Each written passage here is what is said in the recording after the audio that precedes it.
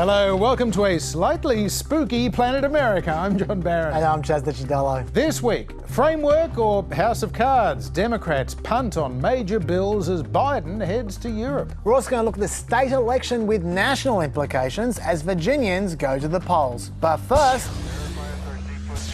On a day of high drama in Washington, D.C., President Joe Biden headed from the White House up Pennsylvania Avenue to the Capitol building to cajole congressional Democrats into agreeing on a social spending bill after months of horse trading and hand-wringing. Behind closed doors, Biden reportedly told House Democrats the stakes couldn't be higher and that their majorities and his presidency will be determined by what happens in the next week. In front of the cameras, the president turned to the language of diplomacy. There's not a final deal, no agreement, but there is a framework. Today, I'm pleased to announce that after months of tough and thoughtful negotiations, I know we have a historic economic framework. Progressive Democrat hopes of a nation-changing social spending package to rival Roosevelt's New Deal of the 1930s or LBJ's Great Society of the 60s have run headlong into the reality of an evenly divided Senate and a deeply divided Democratic Party. Programs aimed at lifting the working class into the middle class, like paid family leave and free college tuition, have been thrown overboard to keep the bill afloat. Also missing from this framework, a plan to allow the government to negotiate prescription drug prices to make them more affordable. And a last-ditch billionaires tax proposal was also a no-go for moderate Joe Manchin. But with a price tag of around $1.75 trillion with a T, there is still plenty in there. For the environment, over $500 billion on clean energy tax credits, a tax on corporate tax buybacks, and a 15% minimum tax on corporate profits for big business. There's a formula for limiting childcare costs to 7% of income. For some folks, the child tax credit introduced this year is extended for another year, but not made effectively permanent as had been hoped. And there is a boost to Obamacare tax credits as well. But President Biden says this is how the democratic process is meant to work, and it is built on the ability to compromise. We spent hours and hours and hours over months and months working on this. No one got everything they wanted, including me. But that's what compromise is. That's consensus. And that's what I ran on. I've long said compromise and consensus are the only way to get big things done in a democracy. Important things done for the country. And you get the sense the erstwhile Senator Biden would have probably relished some more old-school deal-making, but he had a plane to catch, so it fell to Speaker Nancy Pelosi to continue to juggle competing priorities. Because while moderates like Joe Manchin and Kyrsten Sinema hold the whip hand in the Senate, it's House progressives that have the power to pull the plug on not only the social spending bill, but also that bipartisan infrastructure bill, which has still been tethered to it. There was an attempt to force a House vote on that second bill earlier today, but that suddenly evaporated. And Pelosi is doing a bit of a balancing act right now. She is urging her colleagues to focus on what they've achieved, not on the wish list items that have been torn up along the way. It's pretty exciting. I'm so proud of the work that our chairs have done and the work that everybody did to try to cut it in half, and in a way that we could maintain support for it, because that is competition for the dollar, even at $3.5 trillion. When you cut it in half, it becomes, shall we say, keener.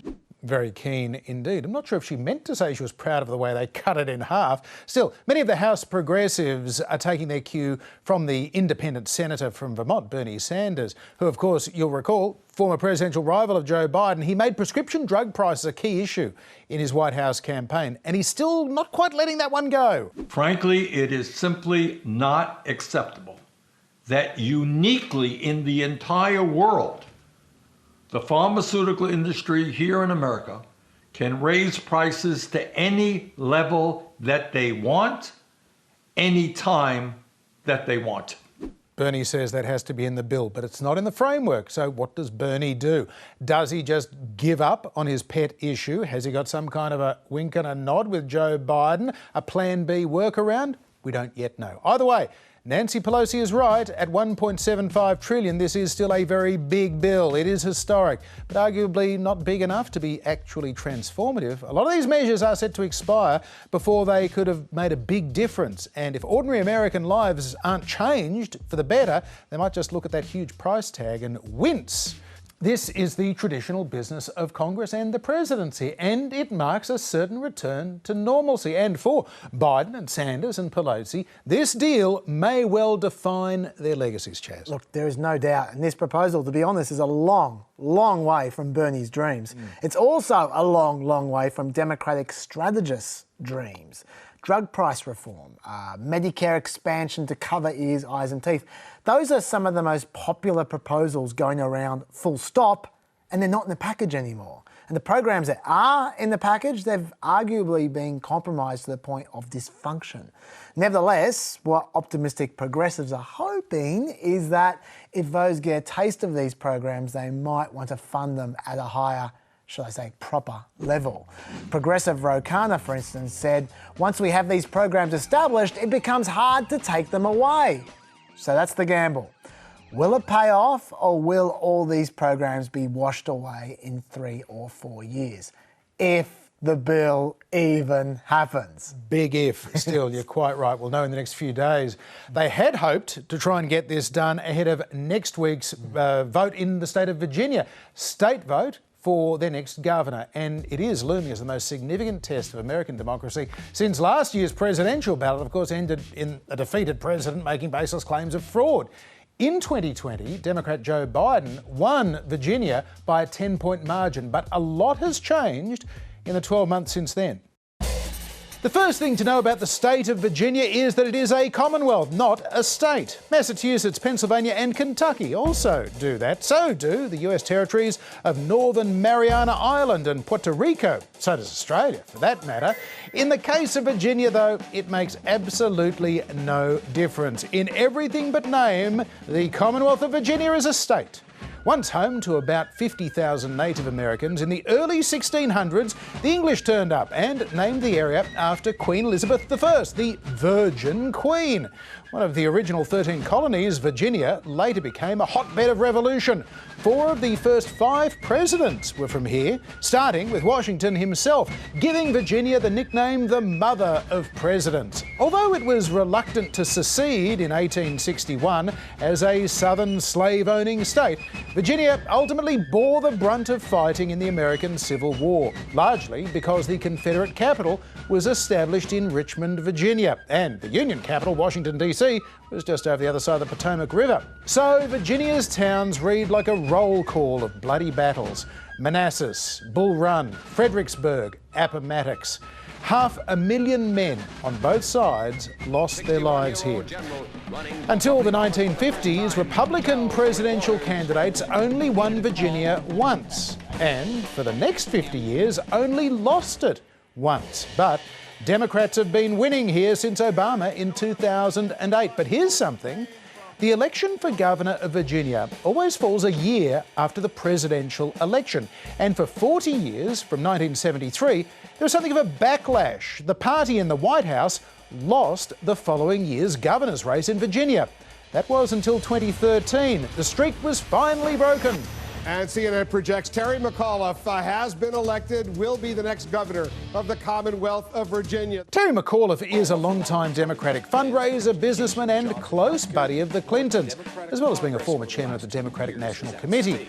Virginia law limits governors to a single 4-year term, but nothing stops you from coming back after a break, and that is what McAuliffe is trying to do, after briefly flirting with a presidential run in 2019. He's focusing on civil justice, affordable housing, the economy, healthcare, voter restoration, and prison reform. Critics, though, say Terry McAuliffe's campaign is searching for purpose, focusing on everything and nothing. His opponent is this guy. I'm Glenn Youngkin. As governor, I'll get to work for Hampton Roads. My day one game plan, create good-paying jobs for everyone. Like McAuliffe, Glenn Youngkin also comes from a background in business and finance. He made a fortune in private equity and he's been drawing on his reported $300 million net worth to self-finance his gubernatorial bid and hammer McAuliffe's record using attacks from fellow Democrats. We are dead last in America. We're dead last. Dead last. I call for raising teacher pay above the national average for the first time in Virginia history. First time in Virginia history.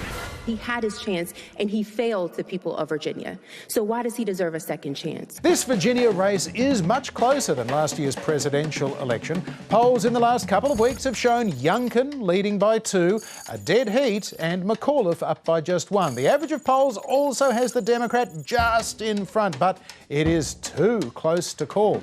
And the election itself is being seen as a referendum on both President Joe Biden's job performance and former President Donald Trump's continued sway over the Republican Party. And you would be forgiven for thinking Terry McAuliffe was running against Trump. Donald Trump, Donald Trump, Trump, Trump, Donald Trump, Donald Trump, Trump, Donald Trump. I'm glad I have 2 cups here so I can keep drinking when you mention Donald Trump's name. Trump, Trump, Donald Trump, Trump, Trump, Trump, Trump, Donald Trump. And that was just in one interview.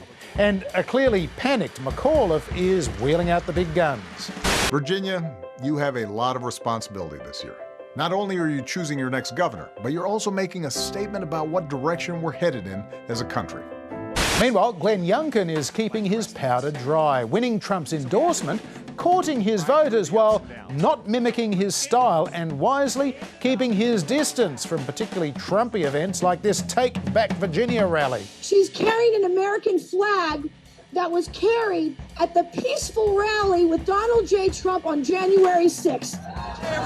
Can Republicans keep those Trump voters and win back the suburbanites who hated Donald Trump? Youngkin's polls suggest maybe they can. Virginia has seen plenty of historic battles over the years. This contest and what it might tell us about next year's midterms and even the prospect of a 2024 Trump comeback make it another fight with very high stakes for America. Yeah, that polling you mentioned is surprisingly close from a state that Biden won by 10 points. But this explains why. As time has gone on, Virginia Republicans have become increasingly excited about voting, but Democrats, not so much. And as for independents, nationally speaking, Biden's approval amongst independents has dropped 27 points this year, from 61% to 34%. He's become almost as much of an anchor to Democrats as Trump is for Republicans. To translate to Virginia, in a recent CBS poll, 51% of Virginian likely voters said their feelings towards Trump were very motivating to their vote, whereas 48% of likely voters said their feelings towards Biden were very motivating. But it's not just about Biden. Terry McAuliffe isn't exactly the most charismatic politician in the world, shall we say, and he's left a trail of juicy sound bites out there for Republicans to exploit, like this one from 2009. You know, listen, I'm also open if people want to talk about term limits. I just think sometimes too many people stay in politics too long, get in, make your mark, and go on and do something else. Let's continually bring new people into politics with lots of new ideas. It's good for the process. It'd be great for Virginia. It'd be great for our country. Awkward!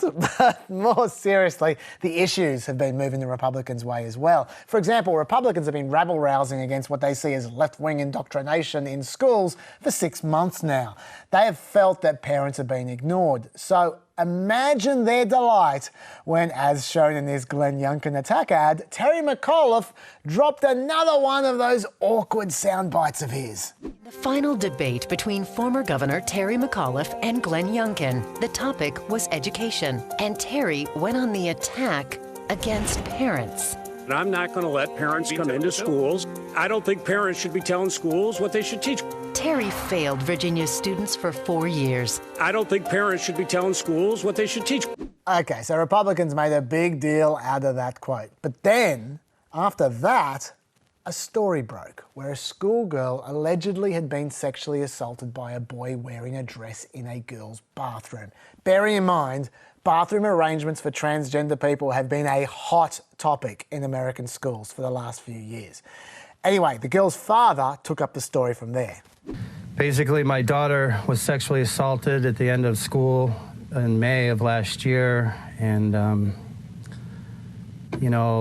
I went to the school board meeting, to see what was going on. Another parent activist, approached my wife and started antagonizing her, and I turned around and and said stop, and then I tried to tell the lady what had happened to my daughter, and she looked me dead in the face and said, "That's not what happened."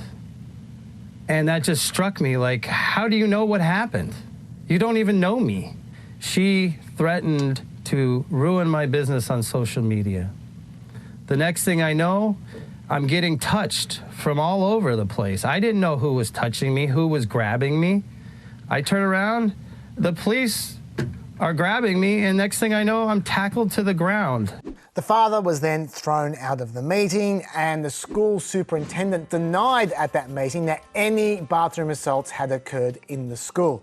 An email later emerged, very much suggesting that the school superintendent knew that that was false.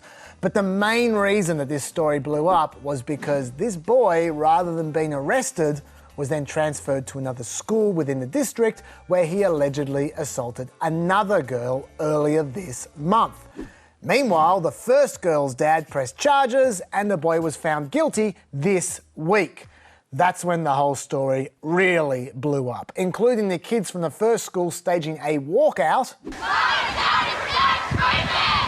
You get the idea. Now, none of this is directly related to leftist propaganda being taught in schools.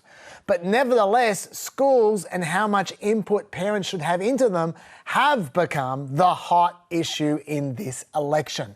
Since September, 10% more voters regard education and schools as one of the top two issues in the election, while 9% fewer voters regard COVID as being the two most important issues.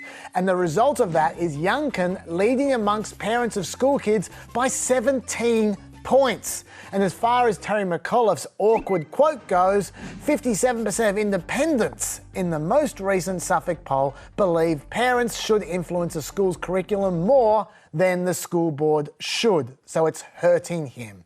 And of course, John, those suburban parents are exactly the demographic that the Democrats only just won from Republicans in the last few years. So the battle for that demographic has become trench warfare. It's the whole election. Yep, the battle for the soccer mums and dads. For more, we're joined by the 68th Governor of the Commonwealth of Virginia, former chairman of the National Republican Committee and two-time Republican presidential candidate, Jim Gilmore.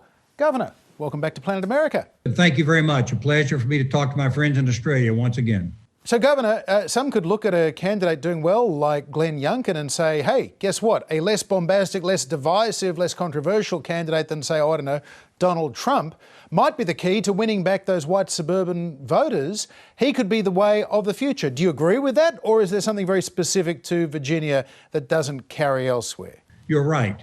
This is typically a Democratic now voting state, I'm sorry to say, but we know that Glenn Youngkin is a candidate who has a great deal of appeal, particularly in the suburbs in Virginia.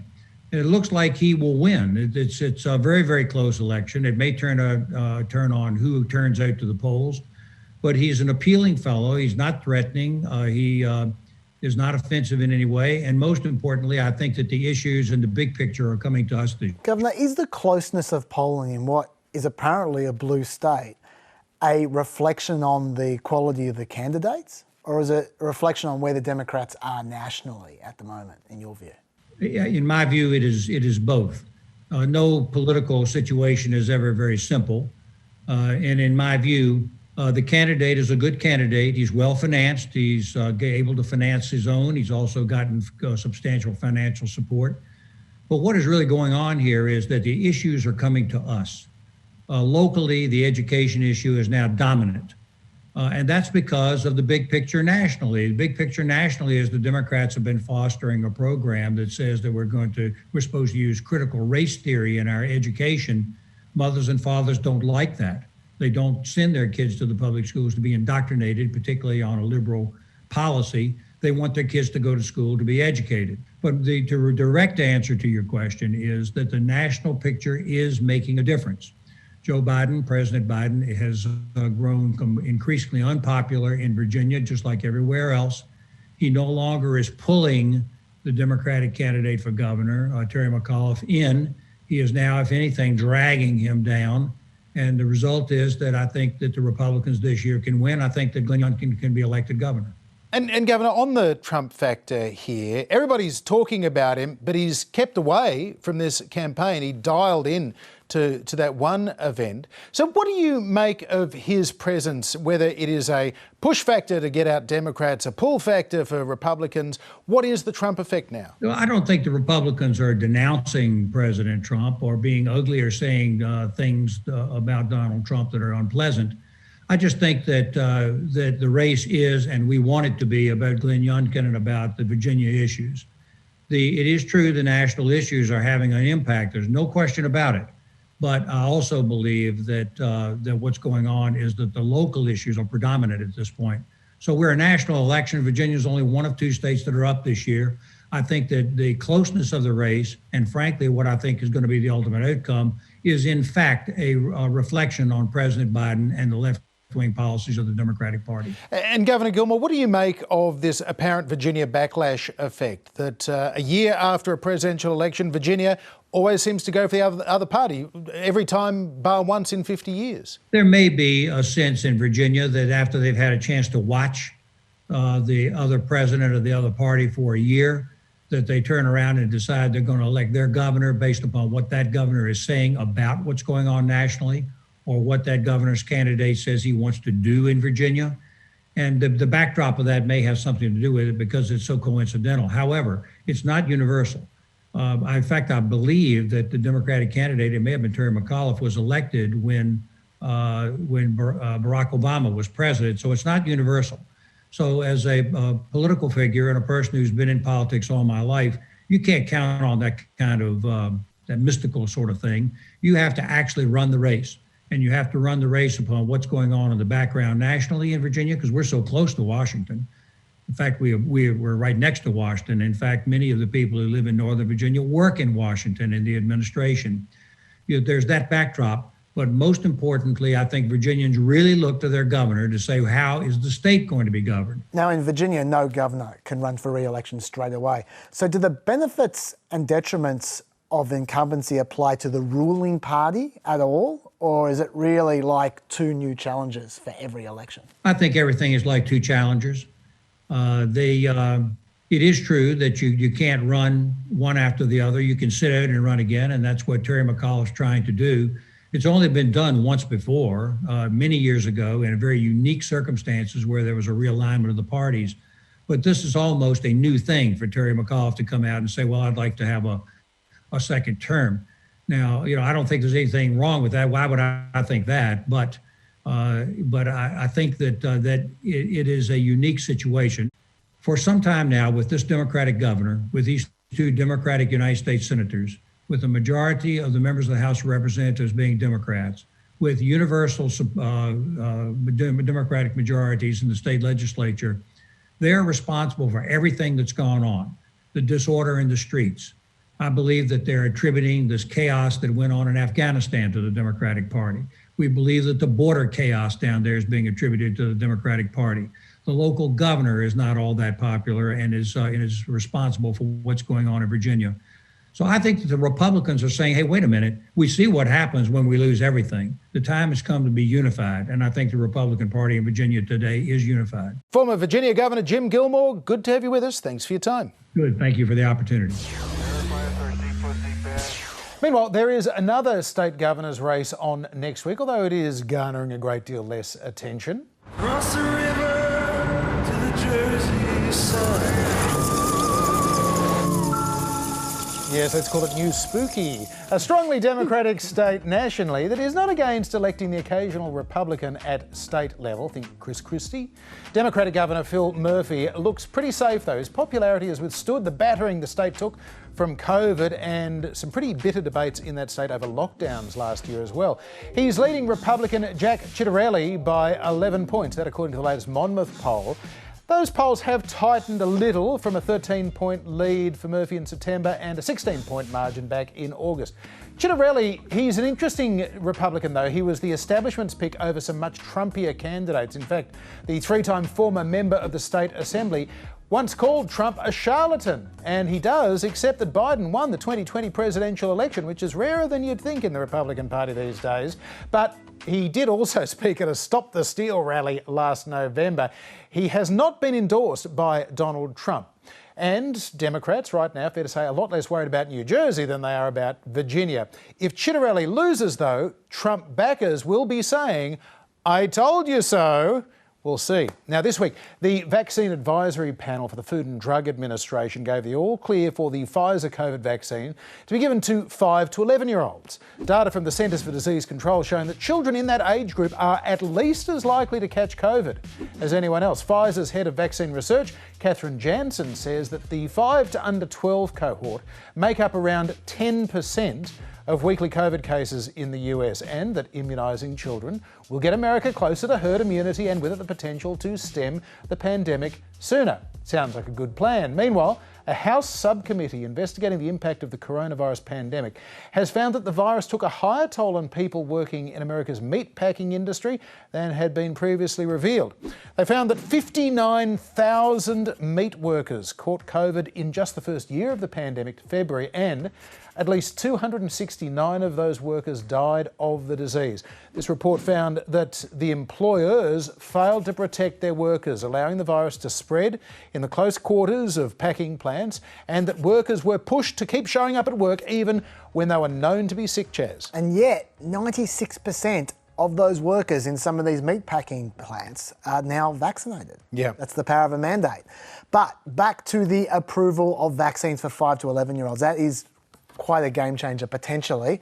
The Pfizer trial showed over 90% effectiveness, with only 5 severe adverse events, none of which were linked to the vaccine. For example, one child swallowed a penny. I guess if you're going to test 5-year-olds, that kind of thing will happen. Look, we should also mention that the FDA announced this week that any of the vaccines can be used as mix and match booster doses for anyone who's eligible for a booster shot. Great news. But there was one article I found a little concerning, published by the New York Times. They found several advisors to the CDC and FDA who suggested that they believed the vast majority of vaccinated Americans were still protected and did not need booster shots. But they had felt compelled to vote for booster shots anyway. Quote, "These are not evidence-based recommendations," said one of the CDC's advisory committee. I don't want to hear this. Hasn't COVID been politicised enough? Even worse, the Occupational Safety and Health Administration, OSHA, came out with this humdinger this week. They said, this is in their official website, by the way, OSHA does not wish to have any appearance of discouraging workers from receiving COVID-19 vaccinations. As a result, OSHA will not require any employers to record worker side effects from COVID-19 vaccination at least through May 2022. So, to encourage vaccines, they're not going to record side effects? What? What are these people doing? If there are a lot of side effects from vaccines, then people should know that. John, this is exactly the kind of garbage that would gee up anti-vaxxers more than any list of side effects would. This is a country where every pharmaceutical ad says side effects may include constipation and death. Yes, I know, it's just...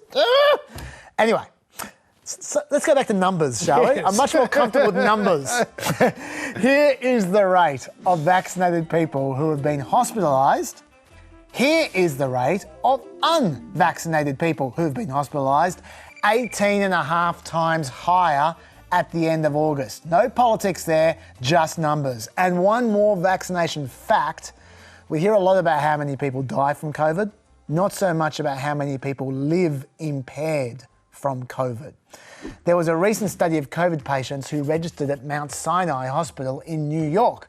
Some had COVID symptoms, some did not, but nearly 1 in 4 of them had a problem storing new memories and general memory recall issues. Those cognitive problems were persistent in people who had gotten really sick and in people who had only had mild respiratory symptoms. 1 in 4 people. So maybe consider that when you're calculating your odds. Oh, I almost forgot. Cases, hospitalisations and deaths. all slightly down this week, but not really. They're not going anywhere. It's Groundhog Day. And as for the chart of Australian and American states combined, I added the Northern Territory this week, so no more complaints. This is just the proportion of the total population that is fully vaccinated across the 57 states and territories of the two countries combined. The ACT is number 1. Woo! New South Wales is at number 7, Victoria is number 15, and you can see the rest there all the way down to the Northern Territory. Thanks for coming, guys. John. Thank you, Chaz. Now, one of the most tantalising questions ever since that pro-Trump mob attacked the US Capitol building back on January 6 to try and stop the formalisation of Joe Biden's presidential election victory has been whether they had any inside help. There have been allegations that ringleaders were given special access, maybe maps of the Capitol, guided tours in the days beforehand from members of Congress or their staff. How else could they have found Speaker Nancy Pelosi's office? Surely they couldn't have followed the signs. The other burning question has been the extent to which the attack was orchestrated by the White House itself, and if so, how high up did it go?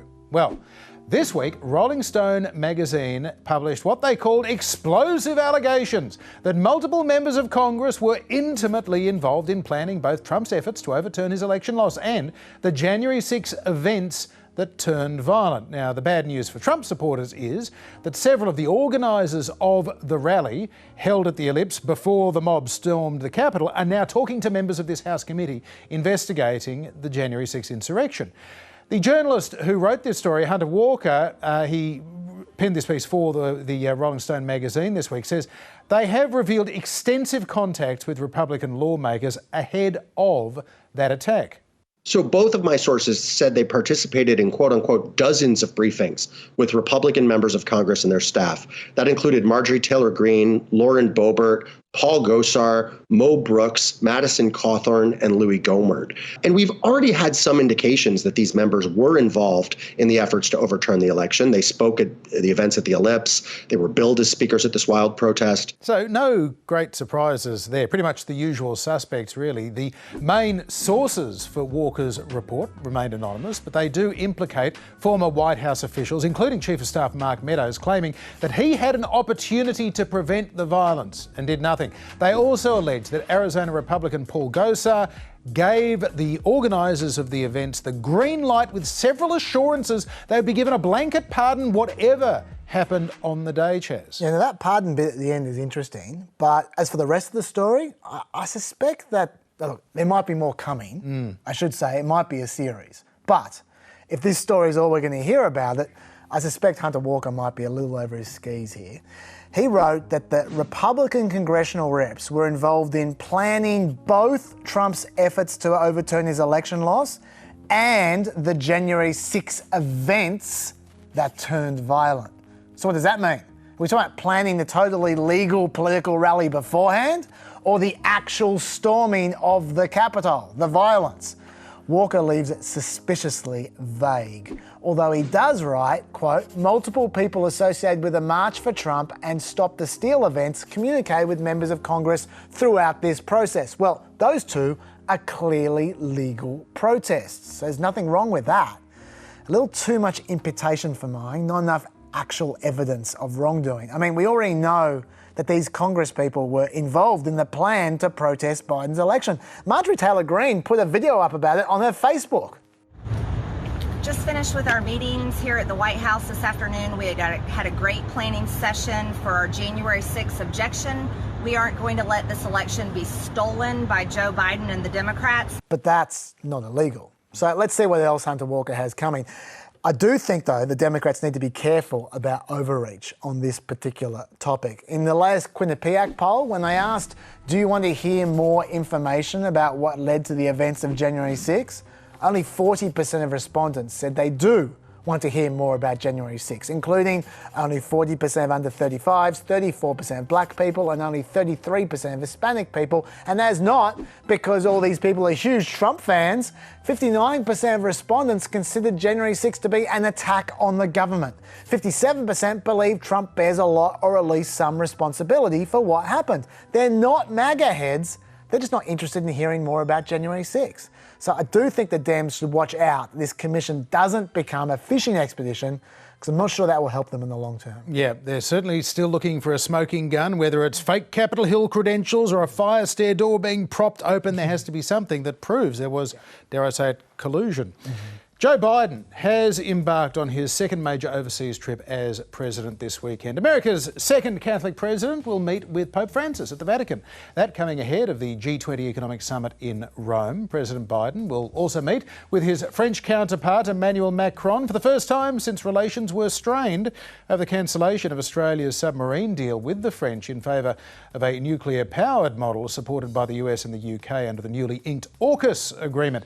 That deal, of course, was also viewed very dimly by the Chinese and, interestingly, President Xi will not be attending the G20 or, indeed, the subsequent COP26 climate conference in Glasgow. In what looks to some as a deliberate diplomatic snub is no biggie as far as National Security Advisor Jake Sullivan is concerned. President Xi has chosen not to attend these summits. He's chosen not to leave China at all in calendar year 2021 to see any leader. That's, of course, his choice. So we are. Well, I'm not going to characterize the decision-making he's making. All I can say is from the U.S. president's perspective, President Biden does believe it's important that he have the opportunity to have a face-to-face engagement with Xi Jinping. And if it's not possible in person because of Xi's travel constraints, doing it by virtual meeting is the next best thing. Travel constraints. So, face-to-face via Zoom sometime before the end of the year. Speaking of possible snubs, Russia's Vladimir Putin is another no-show next week, citing the surging COVID pandemic in Russia. Meanwhile, White House Press Secretary Jen Psaki was facing some awkward questions about why former President Barack Obama, Joe Biden's old boss, is going to the Glasgow summit, while Vice President Kamala Harris did not get offered a seat on Air Force One. There is plenty of time for many prominent officials and prominent leaders to speak out about the climate crisis. As you know, it's not typical for presidents and vice presidents to travel together or to go to the same trips. So I think it's a reflection of that. And the vice president, of course, will be traveling to France soon as well on her own diplomatic trip. She gets a trip of her own later. No snubs. So many snubs. Travel arrangements again, John.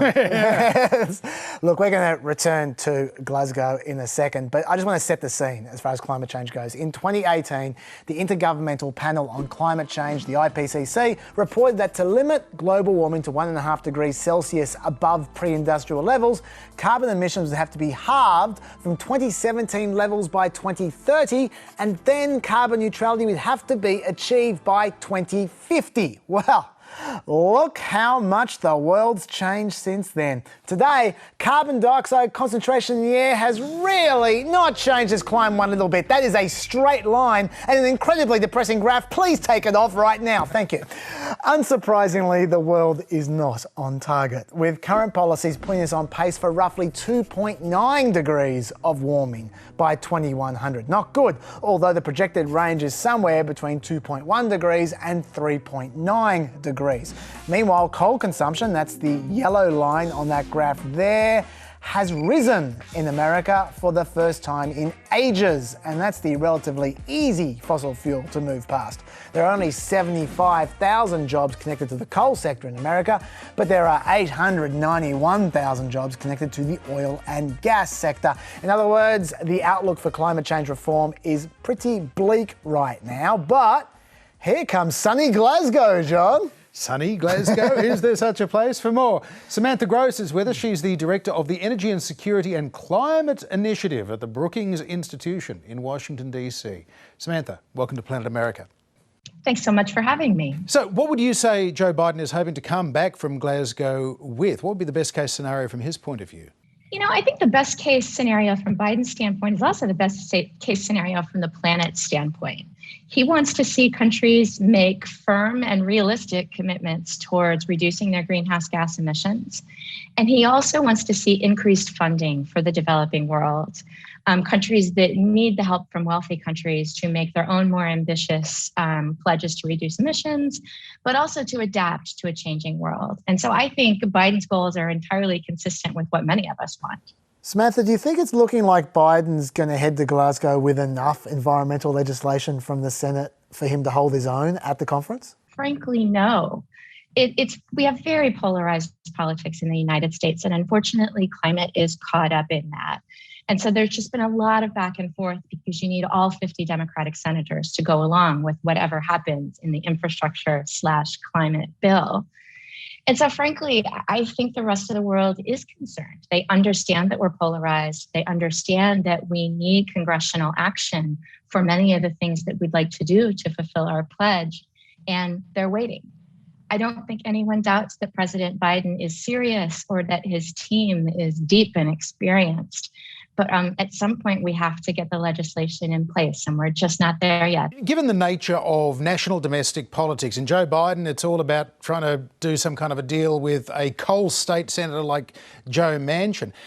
Do nation states having these kinds of summits even matter? We're seeing so much happening at the state and local level. That seems to be where the action is. Yeah, absolutely. And during the past 4 years of the Trump administration, I often said in public and in various places that there was not a perfectly United States-shaped whole in climate action because of subnational actions, because of states and localities and businesses and individual people doing what they can.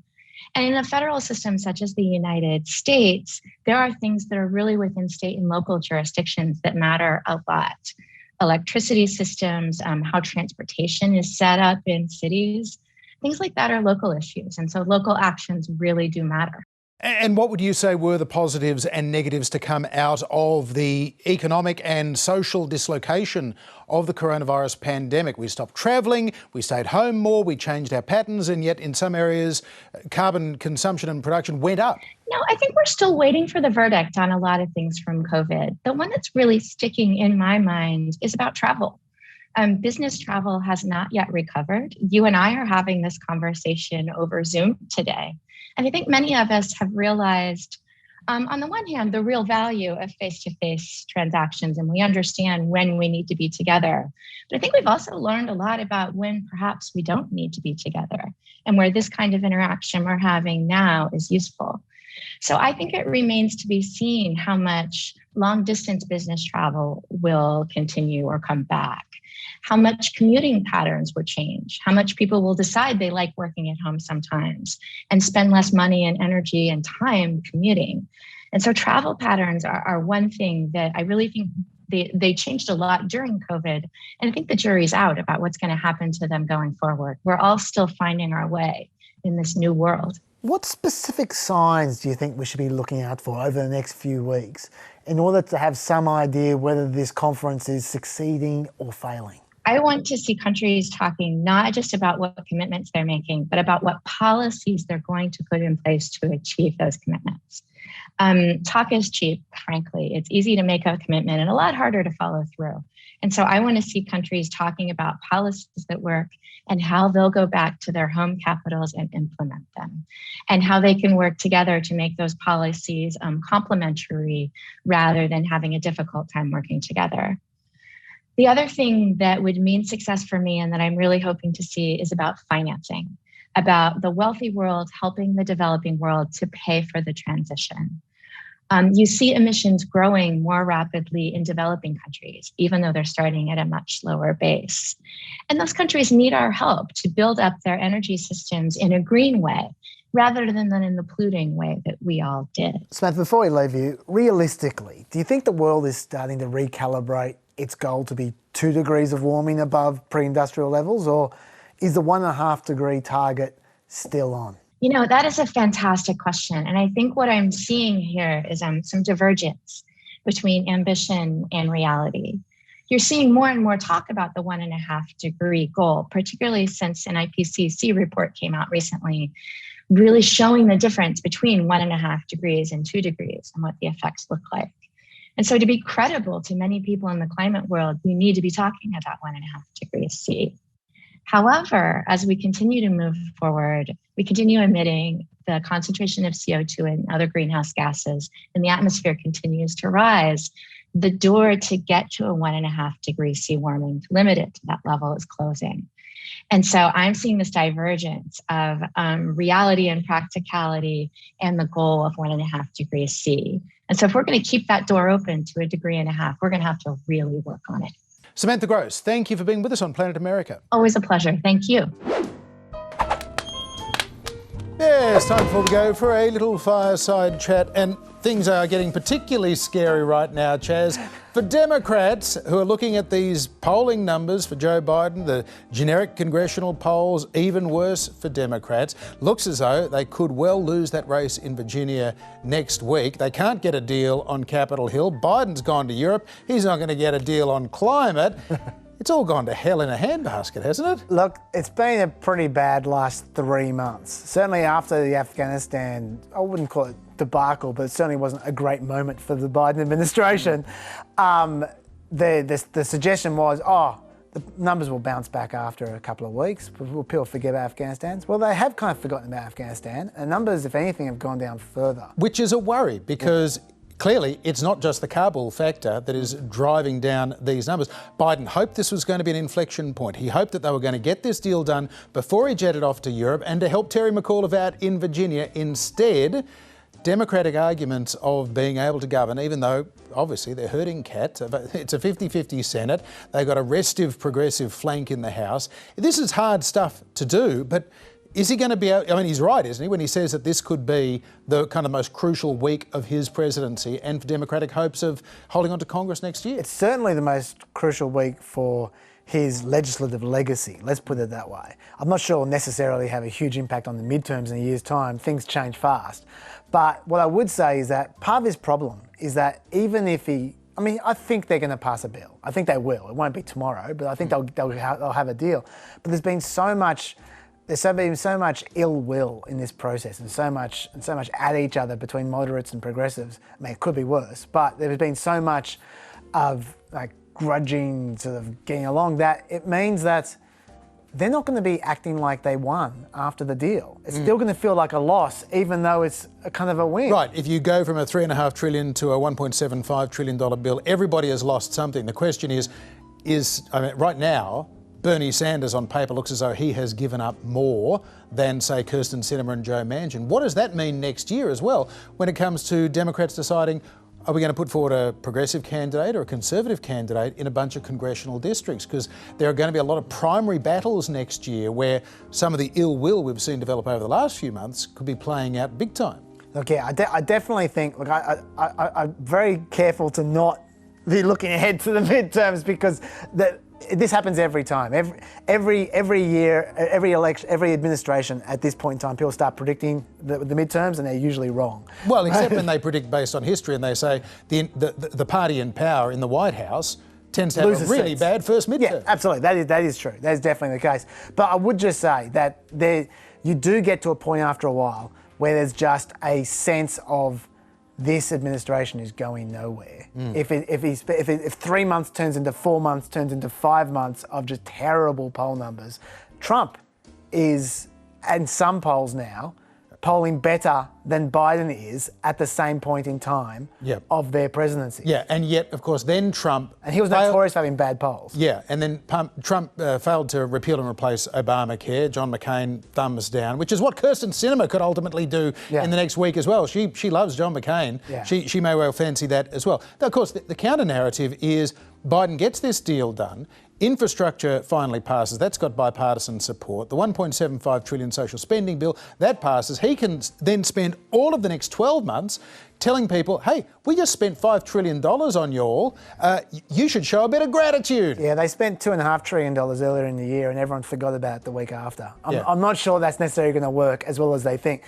What I would say, though, is the major issue for me is not about this bill or whatever. It's about the fact that the key parts of the Democratic constituency are deserting Biden at this point in time. He needs to find a way to deal with that. I don't think it's the bill. For instance, Hispanics.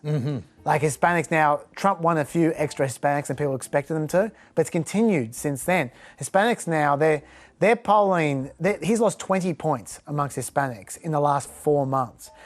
On immigration, which is obviously an issue that's relevant to Hispanics, he's polling 23% approval on his handling of immigration. And this week, it's just gotten worse. Allow me to... Please?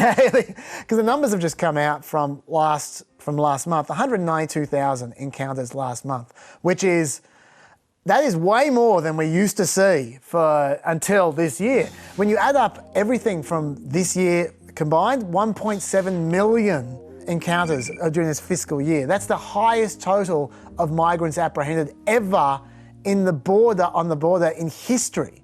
And interestingly, the kind of migrant apprehended has changed as well. And this is a factor, I think, because usually they're from Mexico or from Central America. Sure. But if we remove the Mexicans, we remove the Central Americans from the numbers, have a look at these totals now.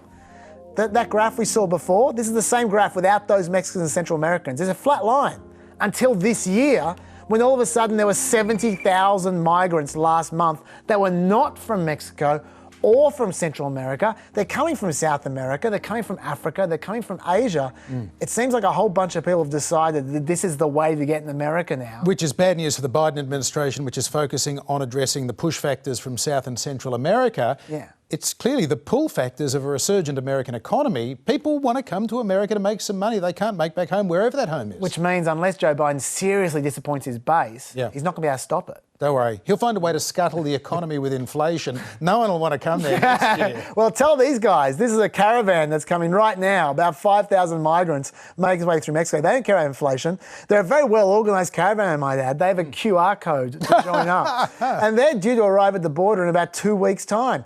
And they're not taking no for an answer. Have a look at this. This is what happened when the Mexican police tried to stop them. Not much of a contest. It lasted about 5 seconds before they just broke through. So expect to be hearing a lot more about these guys over the next few weeks. Okay. But while we're talking immigration, I have some Rio Grande malarkey for you here, John. That's a bunch of malarkey. At Biden's town hall last week, he was asked whether he was going to visit the border and see for himself what's going on. Do you have plans to visit the southern border? I've been there before, and I haven't. I mean, I know it well. I guess I should go down, but the whole point of it is I haven't had a whole hell of a lot of time to get down.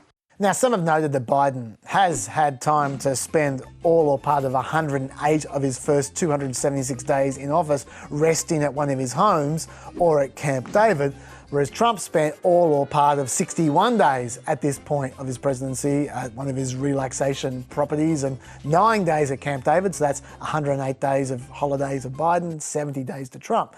Personally, I don't care about that because these guys are working at those places anyway. At least you hope they are.